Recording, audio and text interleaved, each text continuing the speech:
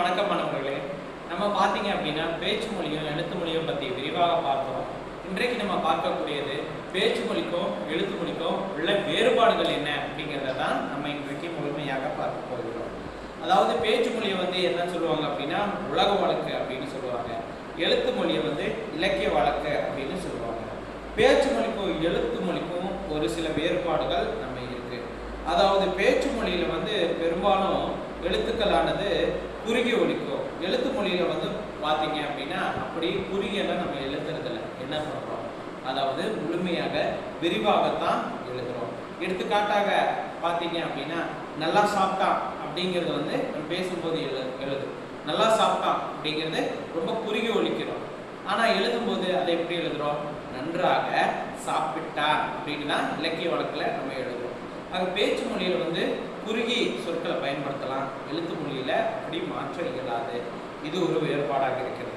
பிறகு பேச்சு மொழியில அதாவது உணர்ச்சி கூறுகள் அதிகமாக இருக்கும். பட்டிமன்ற பேச்சாளர்களோ மேடையில பேசுறாங்களோ பக்கத்துல பேசுனாங்களோ அப்படின்னா அவங்களுடைய உணர்ச்சிகளை அப்பப்பவே வெளிப்படுத்த முடியும். ஆனா எழுத்து மொழியில பாத்தீங்க அப்படின்னா உணர்ச்சி அதாவது மொழிகள் மிகவும் குறைவாக இருக்கும். போன்றவற்றை சொற்களுக்கு இடையில் பொருளின்றி பேசுவதும் உண்டு. அதாவது பார்த்தீங்க அப்படின்னா பேசிக்கிட்டே இருப்பாங்க. மொபைல்ல நீங்க பார்த்துருக்கலாம், காதில் வச்சுக்கிட்டு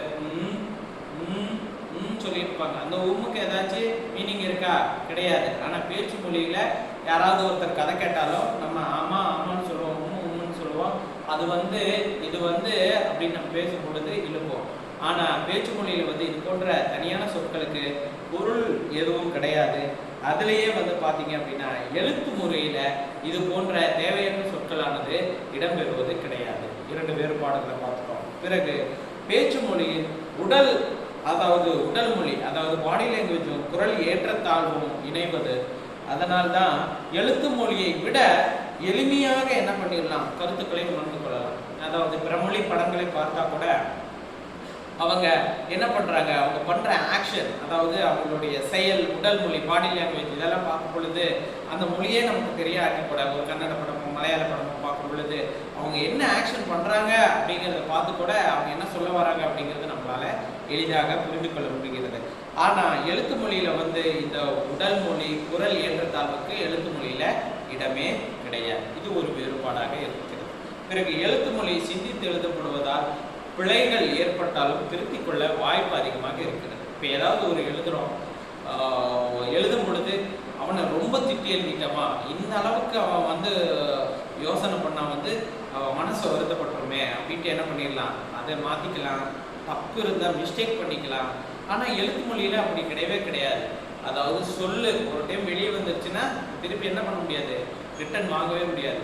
இன்றைக்கு கூட பார்த்தீங்கன்னா பெரிய பெரிய பேச்சாளர்களாகட்டும், முதலமைச்சர்களாகட்டும், அவங்க ஏதாவது ஒரு மேடையில் தவறாக பேசியிருப்பாங்க. அதை மட்டுமே கரெக்டாக அந்த காணொலியை எடுத்து அந்த எலெக்ஷன் டைம்லையும் மற்ற டைமில் அதை மீம்ஸ் கிரியேட் பண்ணி அதை ரிப்பீட் பண்ணி போட்டு ஒரு முதலமைச்சருக்கு இது கூட தெரியலையா, ஒரு பிரதம மந்திரிக்கு இது கூட தெரியலையா அப்படின்ட்டு ரொம்ப அவங்களை கலாய்ச்சிட்டே இருப்பாங்க. காரணம் என்ன அப்படின்னா, அதாவது ஒன்ஸ் நம்ம பேசணும் அப்படின்னா அதை திருத்திக் கொள்வதற்கு வாய்ப்புகள் கிடையாது. ஆனால் எழுத்து மொழியில நம்ம என்ன தவறாக பண்ணியிருந்தாலும் அதை திருத்துவதற்கு வாய்ப்புகள் இருக்கு. இது ஒரு வேறுபாடாக இருக்கிறது. பிறகு பேச்சு மொழி மக்களின் மனநிலைக்கு ஏற்ப அமைவதால் அதாவது விரைவில் மாற்றப்படைந்து வருகிறது. அதாவது பேச்சு மொழி தூய தமிழ்ல ஒரு காலத்துல பேசிட்டு இருந்தாங்க அப்படின்னா இன்றைக்கு நம்ம அப்படி பேசுவது கிடையாது. ஏன்னா மொழியில பேச்சு மொழியில மாற்றமானது இருக்கு. ஆனா எழுத்து மொழியில அன்றைக்கு என்ன இலக்கணத்தை பயன்படுத்தினாங்களோ அதையே தான் நம்ம பயன்படுத்தி இருக்கோம். ஸோ இதுல வேற எந்த விதமான ஒரு மாறுபாடுகளோ எந்த இதுவும் கிடையவே கிடையாது. பேச்சு மொழியில் எழுத்துக்களை மாற்றி ஒழிப்பதும் உண்டு. இங்க இ அப்படிங்கிறத ஏ அப்படின்னு ஒழிப்போம், உ அப்படிங்கிறத ஓ அப்படின்னு நம்ம என்ன பண்ணுவோம், ஒழிப்போம். எடுத்துக்காட்டுக்கு பார்த்தீங்க அப்படின்னா இலை அப்படிங்கிறது தான் இலக்கிய வழக்குல தூய பெயராக இருக்கிறது. நம்ம அப்படியே சொல்றோம், எனக்கு ஒரு இலை கொண்டு வா அப்படின்னு தான் சொல்றோம். அப்ப இ என்பதை அந்த இடத்துல ஏ என்று தான் நம்ம ஒழிக்கிறோம். அதே போலதான் இந்த உலகத்துல அப்படின்னு சொல்லுவோம். உலகம் அப்படின்ட்டு ஏதாவது ஒண்ணு இருக்கா? கிடையாது. ஆனா பேச்சு மொழியில உலகம் அப்படின்னு தான் பயன்படுத்துறோம். ஆனா சரியான சொல் என்னது? உலகம். அப்ப ஊ என்பதை ஓ என்றும் நம்ம அதாவது இப்படி திரிவு செஞ்சு கூட ஒழிக்கிறோம். இது ஒரு வேறுபாடு. மாணவர்களே, அதாவது தமிழ் மொழியில வந்து நம்ம பேசும் பொழுது பேச்சு மொழிக்கோ எழுத்து மொழிக்கோ நிறைய வேறுபாடுகள் இருக்கும். இந்த இரண்டுமே நம்ம தமிழ் மொழியில இருக்கிறனால தான் நம்ம என்னன்னு சொல்றோம் அப்படின்னா இரட்டை வழக்கு மொழி அப்படின்னு தமிழ் மொழியை நம்ம சொல்றோம். அதாவது நாளேடுகளிலும் பருவ இதழ்களிலும் பல்வேறு அதாவது இடத்துல வந்து பார்த்தீங்க அப்படின்னா எழுத்து மொழியை தான் பயன்படுத்துகிறாங்க.